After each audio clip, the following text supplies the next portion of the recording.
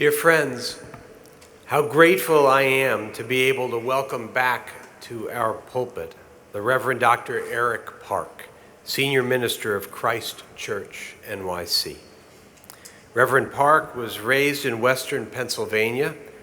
Like me, he is a PK, a preacher's kid, the son of a United Methodist pastor, and so he was nurtured in the rhythms, practices, and priorities of the church's ministry throughout his life. He graduated with a Bachelor of Arts degree in English from Dickinson College, earned a Master of Divinity degree from Duke University, and a Doctor of Ministry degree from Drew Theological School.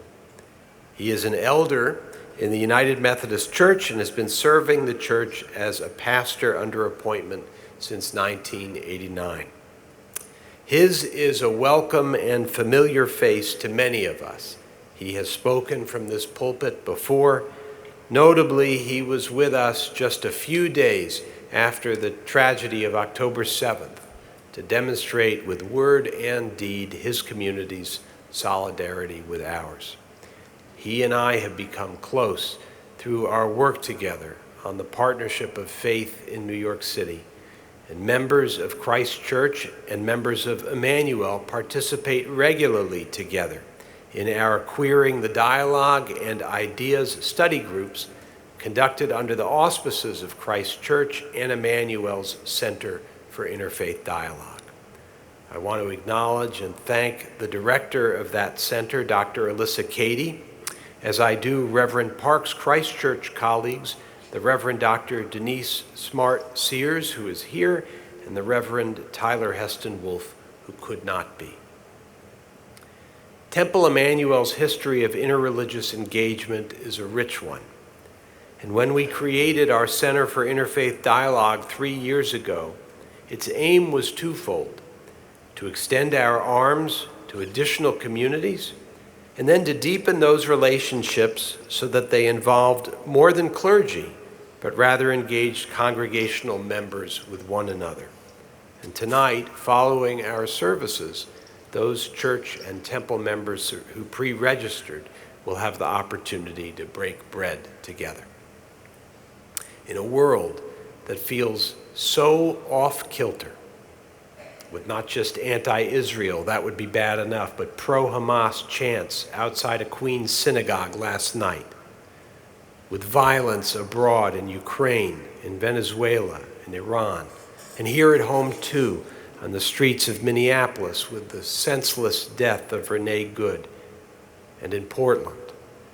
And in a time when strength has come to be defined more by brute force and less by compassion and ethical example, we gather as communities of faith to tell a different story, one of shared humanity, of moral accountability, and of mutual responsibility. God has placed a world in our care.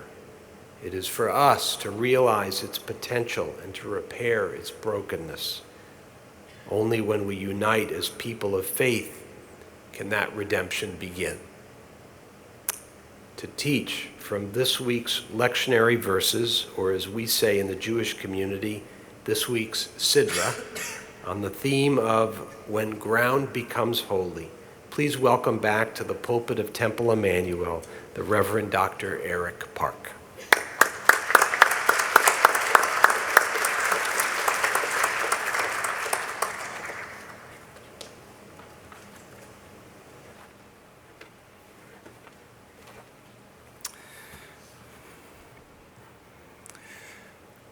My friend, Shabbat Shalom.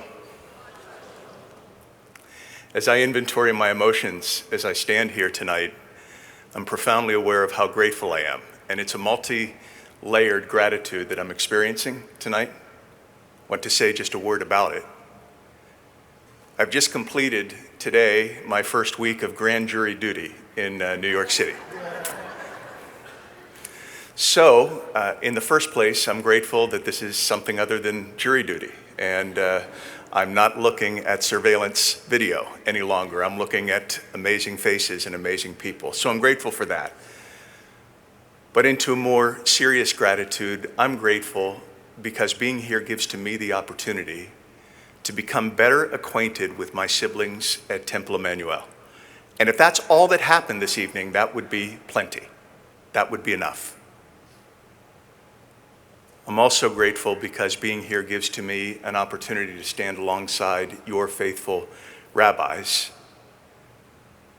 And I'm speaking of Rabbi Ehrlich and Rabbi Davidson, whose leadership has come to mean so much to me. I have known your senior rabbi, Rabbi Davidson, for 3 years now, and we have already stood together in some fairly significant places.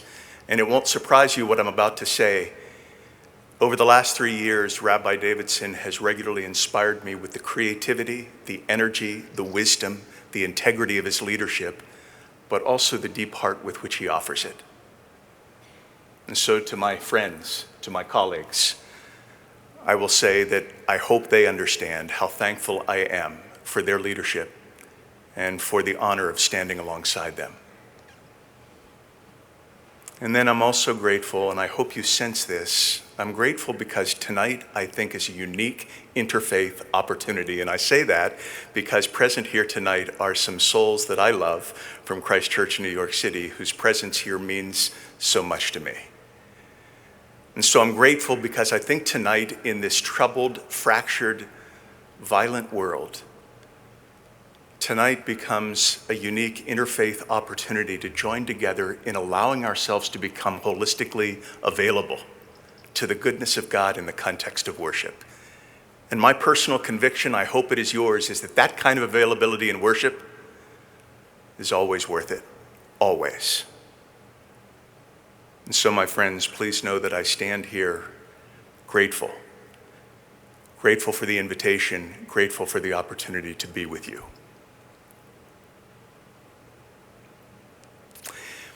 It was a memorable moment of liturgical drama. About 4 years ago, I sat in a small Christian sanctuary on the third Sunday of the Christian liturgical season known as Advent.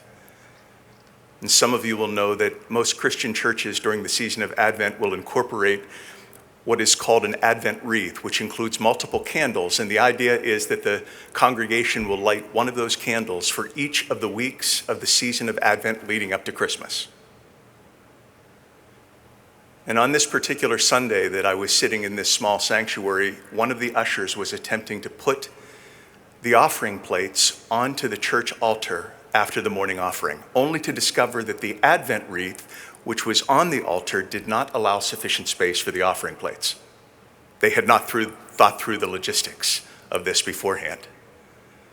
And so the usher, in a spontaneous attempt to clear some space on that altar, accidentally knocked over one of the lit candles of the Advent wreath into the Christmas tree that was right beside the altar, instantaneously igniting one of its dry branches. The liturgist, moving with an alacrity that I'm convinced she had not accessed since the Truman administration, proceeded to grab the baptismal bowl, which was also on the altar, filled with baptismal water from that morning's baptism, and I'm not joking, threw the baptismal water onto the small flame in the tree, dousing the flame as the members of the congregation gasped in wide-eyed excitement. And the young pastor, eager to communicate to everyone in the sanctuary that all was well, stepped into the pulpit, brought his face close to the microphone, and I kid you not, spoke these words. You know, he said, to tell you the truth, I'm not sure that even Moses got this excited over burning shrubbery.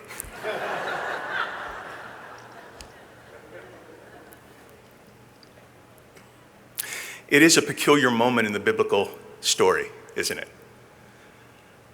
An angel of God appears as manifested flame in a place that Scripture describes as beyond the wilderness, which is a translation of a Hebrew phrase that calls to mind a daunting ruggedness and isolation. The point being, friends, that in this moment in Scripture, we do not find ourselves in a tabernacle or a temple or some other space of calculated genuflection. No, this is a space beyond the normative rhythms of our living. And it is in that place, beyond the wilderness, that God shows up as a mystical flame that lands upon a bush without consuming it. And then he initiates a dialogue with an unsuspecting shepherd by the name of Moses in a way that changes everything, not only for Moses, but also for the people that Moses will eventually be leading. Take off your shoes, your sandals, God says to Moses through this mystical flame. Take off your sandals, because I am the God of your ancestors in the faith, and by virtue of my presence in this place beyond the wilderness, this has become holy ground. And so, Moses, take off your sandals. It's a moment, I think, that reminds us of something important about God's character. And might I say that it is so critically important for people of faith to remember periodically the character of the one we worship. Because my experience, maybe it is yours as well, but my experience is that if we're not clear about our theological understanding of the character of the one we worship, it's hard to get anything else theologically right. And in this moment, part, I think, of what is revealed is that it is the very character of the one we worship to show up redemptively in those places that we're so often eager to dismiss as being beyond the wilderness, beyond redemption. I'm talking about places like our suffering and our pain and our grief and our loss and our illness and our cancer and our addiction and our depression and our broken relationships. These, are they not? These are places beyond the wilderness. And I do not want to minimize them. And yet, it is often in the places beyond the wilderness that God lights this redemptive flame. And I know that some of you have experienced this. It's in these places beyond the wilderness that God will often light a redemptive flame for the purpose of making even those spaces into the holy ground for God's transformative work. And so I would encourage you not to give up on any life or any circumstance, because no life and no circumstance is ever too far beyond the wilderness to experience God's redemption. Moses, take off your sandals. I am present in this place beyond the wilderness. It has become holy ground. The conversation continues. I have come down because I have heard the cries of my people. I've heard the cries of my people who are oppressed in Egypt, and I have come to bring deliverance. This too is part of God's character, right? God's stubborn refusal to remain at a safe emotional distance, and God's relentless commitment to enter into the mess of our suffering for the purpose of bringing about deliverance, comprehensive deliverance. This is a God who shows up in a burning bush for the sake of a people oppressed in Egypt, and eons later, this is the same God who continues to come down into broken lives and heartbreaking circumstances in this frequently distorted world. Which is to say, it is not the character of our God, please know this, it is not the character of our God to watch our suffering in a spirit of indifference. No. It is the nature of our God, the God revealed in this moment. The God who shows up, it is the nature of this God to care more about human suffering even than we do, and to pour God's very self into the nooks and crannies of human suffering with the kind of transformational intimacy that generates hope and healing and restoration and peace with justice. And then one final portion of this interaction between the holy flame of God and Moses. Look alive, Moses, God essentially says through the flame. to this unsuspecting shepherd, "Look alive, because I am calling you to be my messenger to Pharaoh in the deliverance of my people." To which Moses understandably responds, "Excuse me, God of Abraham, Isaac, and Jacob, I think you might have me confused with another leader, because the kind of leadership that you're describing is not really my jam." And that's the danger, I suppose, of standing on God's holy ground, right? It's not that we'll get burned by the flame. It's that we might find ourselves radically unsettled and inconvenienced by God's disruptive call to do something significant, maybe even something revolutionary, for the sake of God's priorities. Look alive, Moses. Look alive, people of Temple Emanu-El. Look alive, people of Christ Church. I am calling you to be my messengers through your compassion, through your mercy, through your love, through your generosity, through your commitment to peace with justice. I am calling you to be my messengers in the restoration and deliverance of my world. Oh, it inspires me to wonder, where is it that God is making ground holy? Even in the ordinary rhythms of our everyday lives, where is it that God is making the ground holy? And as we stand upon that holy ground, how is it that God is calling us to manifest the very priorities of God in the face of metaphorical pharaohs?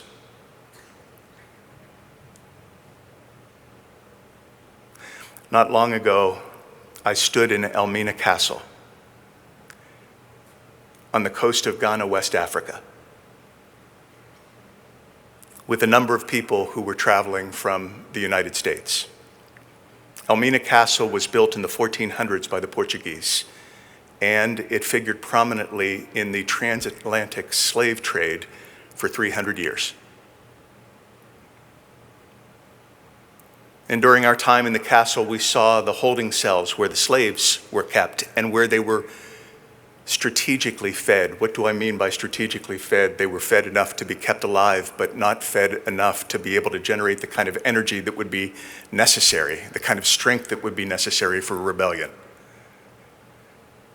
And then we gathered together that day at what was called the export door, gathered in this dark chamber looking through this narrow passageway, this narrow door, through which tens of thousands, maybe hundreds of thousands of slaves had passed through en route to ships that would take them to a future they could not imagine or envision.